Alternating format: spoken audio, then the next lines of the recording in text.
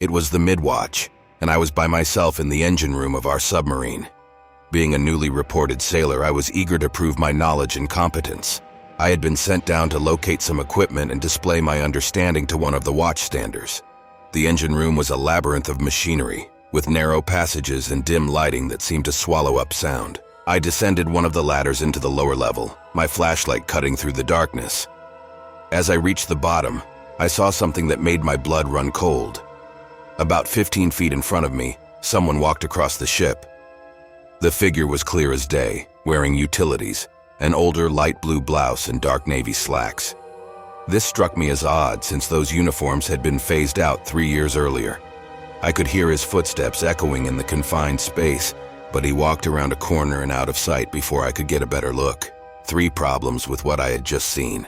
First, the man was wearing outdated utilities that nobody had anymore. Second, there was only one other person awake in the engine room at that hour, and he was standing at the top of the ladder behind me, waiting for me to return with an answer to his question. Third, when I reached the corner where the man had disappeared, there was nobody there. I stood there, heart pounding, trying to rationalize what I had seen. I chalked it up to sleep deprivation, convincing myself that my mind was playing tricks on me. But the experience shook me deeply, lingering in the back of my mind like a persistent shadow. 4 months later, I found myself out to sea again, but this time on another submarine of the same type. While on this mission, I met a sailor who had previously served on my ship. After a few weeks of standing watch with him, we grew close enough to share personal stories. One night, as we were swapping tales during a quiet watch, he told me something that made my blood run cold once again. He recounted a story of a sailor who had committed suicide while on watch, almost a decade earlier, on the very ship I had served on. The sailor had hung himself in the engine room lower level, wearing his utilities. My heart raced as I realized the horrifying connection. The figure I had seen that night was not a figment of my imagination. It was the ghost of a man who had taken his own life in that very space. I tried to dismiss it as a coincidence, a trick of the mind amplified by the eerie environment of the submarine. But deep down, I knew there was something more to it. The ghostly figure had been real. A few weeks later, during another mid-watch on the new submarine, I found myself in the engine room lower level once again. The memory of that night haunted me, making every creak and shadow seem more sinister. As I walked through the narrow passages, I couldn't shake the feeling of being watched. Suddenly, I heard footsteps behind me. I turned around, expecting to see a fellow sailor, but there was no one there. My flashlight flickered, casting eerie shadows on the walls. I quickened my pace, my heart pounding in my chest. The footsteps grew louder, closer, echoing off the metal walls. I reached the ladder and began to climb, desperate to escape the oppressive darkness of the engine room. Halfway up, my flashlight died completely, plunging me into darkness. The footsteps stopped, replaced by a chilling silence.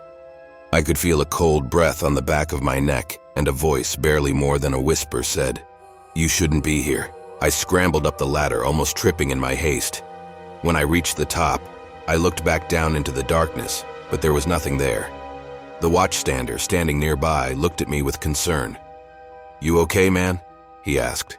I nodded, trying to steady my breathing. "Yeah, just thought I heard something," I replied, my voice shaking. From that night on, I couldn't shake the feeling that the ghostly figure was still with me, watching, waiting. Even now, whenever I close my eyes, I can still see those haunting blue utilities and hear the echo of footsteps in the darkness. The ocean holds many secrets, and some are better left undisturbed. I remember it like it was yesterday, even though years have passed since that fateful night.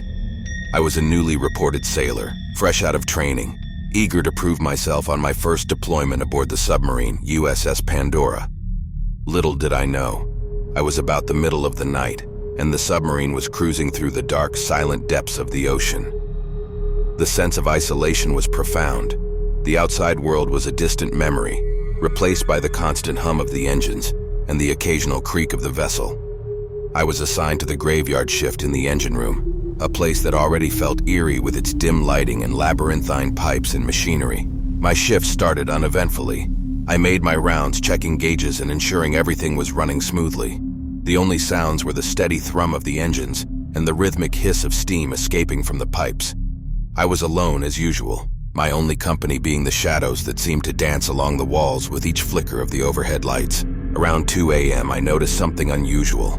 One of the pressure gauges was fluctuating wildly, something I had never seen before. Concerned, I moved closer to inspect it. As I did, the hairs on the back of my neck stood up, and I felt an inexplicable chill run down my spine. The air grew colder and my breath started to fog up. I turned around and that's when I saw it. A figure stood at the far end of the engine room, barely illuminated by the faint light. It was a man, or at least it looked like one, but there was something horribly wrong about him. His skin was pallid and waterlogged, as if he had been submerged for far too long. His eyes were sunken and lifeless, and his mouth hung open in a silent scream. He wore an old-fashioned Navy uniform, one I didn't recognize, and his cap was tilted at an odd angle, as if it had been hastily placed on his head. For a moment, I was frozen with fear. I blinked, hoping it was a trick of the light or my imagination, but he remained. The figure started to move towards me, his steps slow and deliberate. I could hear the squelching sound of his shoes on the metal floor, each step echoing ominously in the confined space. Panicking, I backed away, nearly tripping over a toolbox. My heart pounded in my chest and I fumbled for my radio to call for help. But when I pressed the button, all I got was static. The figure was getting closer, and I could see more details now. The tattered edges of his uniform, the way his fingers were curled unnaturally, almost like claws. I turned and ran, darting through the narrow passageways of the submarine, not daring to look back. The cold seemed to follow me, and I could still hear those terrible, wet footsteps. I burst into the control room, breathless and pale, trying to explain what I had seen. The other sailors looked at me with concern and disbelief, but they followed me back to the engine room. When we arrived, the figure was gone. The air had warmed up, and the pressure gauge was back to normal. My fellow sailors searched the area thoroughly but found no trace of the ghostly man. They chalked it up to fatigue and the stress of the long deployment, but I knew what I had seen. Over the following days, I couldn't shake the feeling of being watched. I heard whispers in the dark, and once, I even felt a cold hand on my shoulder, only to turn and find no one there. I started to dig into the submarine's history, hoping to find some explanation. That's when I discovered that the USS Pandora had a dark past. Decades ago, during a deep-sea mission, a sailor had gone missing under mysterious circumstances. His body was never found, and the incident was shrouded in secrecy. The description of the missing sailor matched the figure I had seen, right down to the old-fashioned uniform. As the days turned into weeks, the sightings continued. Other sailors reported seeing strange shadows and feeling an unexplainable cold in the engine room. The atmosphere grew tense, and the crew became increasingly paranoid. It was as if the submarine itself was haunted by the restless spirit of the lost sailor, doomed to wander the depths for eternity. To this day, I can't set foot on a submarine without feeling that same bone-chilling fear. The memory of that night haunts me, a reminder that there are things in this world, things beneath the waves, that we are not meant to understand. That's my experience. Believe it if you will, but I swear it's the truth. And if you ever find yourself alone in the depths of the ocean, remember, some things are better left undisturbed. I've served in the Navy for many years, faced the most harrowing challenges, and seen things most people would consider unimaginable. But there's one experience that still haunts me to this day, an encounter on a submarine that I can't quite shake off. It was during a routine diving test when things began to go terribly wrong. I was the officer on duty that day, stationed in the lookout tower. We were testing the submarine's capabilities, pushing it to its limits, when suddenly there was a malfunction in the engine room. It wasn't unusual for minor issues to crop up, but this one was different. The alarms blared, indicating a problem with one of the ballast tanks. It had sprung a leak. The situation escalated quickly as water started flooding in. The crew worked frantically to control the damage, but the leak was severe. Oxygen levels began to plummet and panic started to set in. We were running out of time and air. In a desperate attempt, we managed to bring the submarine to the surface just in time. The hatch was thrown open, and we gasped for the fresh air that filled our lungs, barely making it before we would have suffocated. The relief was short-lived, however, as we soon realized the extent of the damage. The most tragic loss was that of our second officer.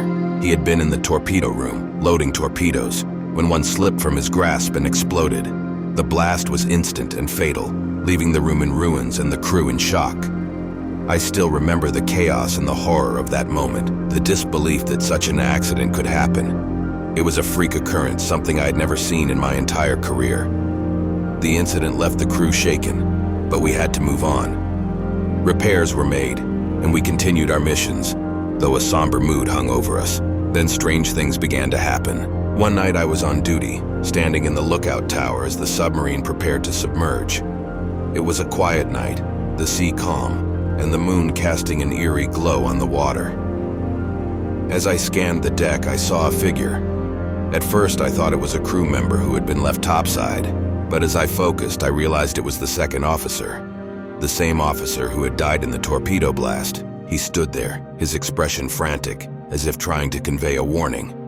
I screamed out in terror, catching the attention of the captain and the rest of the crew.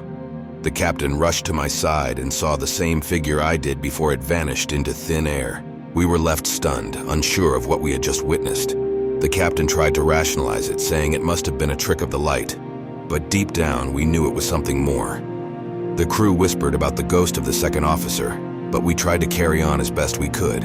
A few nights later, another crew member saw the phantom in the corridor below deck. Again, the ghost tried to communicate, but the crewman couldn't understand his message. Fear spread through the submarine like wildfire. We were all on edge, dreading the next encounter. The torpedo room was dimly lit, the air thick with an unexplainable tension. As I entered, I came face to face with the phantom second officer. His eyes locked onto mine, and he pointed towards the torpedo loading bay. I followed his gaze and saw something that sent chills down my spine. There, hidden behind a panel, was a damaged torpedo. It was rigged to explode, a malfunction that could have cost us all our lives. The ghost had been trying to warn us all along. I quickly called for the captain and the crew, and we carefully disarmed the torpedo, narrowly avoiding another disaster. The apparition of the second officer was never seen again after that night. It was as if he had fulfilled his duty, ensuring the safety of his crew even in death. We never spoke of it openly, but the experience left an indelible mark on all of us. To this day, I can't explain what happened on that submarine. Was it a ghost, a manifestation of our collective guilt, or something else entirely? All I know is that it was real, and it saved our lives. The sea holds many secrets, and this was one that I will carry with me forever. And this haunting experience on that submarine remains a mystery, a story that blends the line between the living and the dead, a chilling reminder of the fragility of life and the enduring spirit of those who serve. Dear viewers, if you like this video, don't forget to like and subscribe my YouTube channel, Mr. Horrorhood, to watch more such fearful and real-life experience videos. Thanks for watching. See you in next video.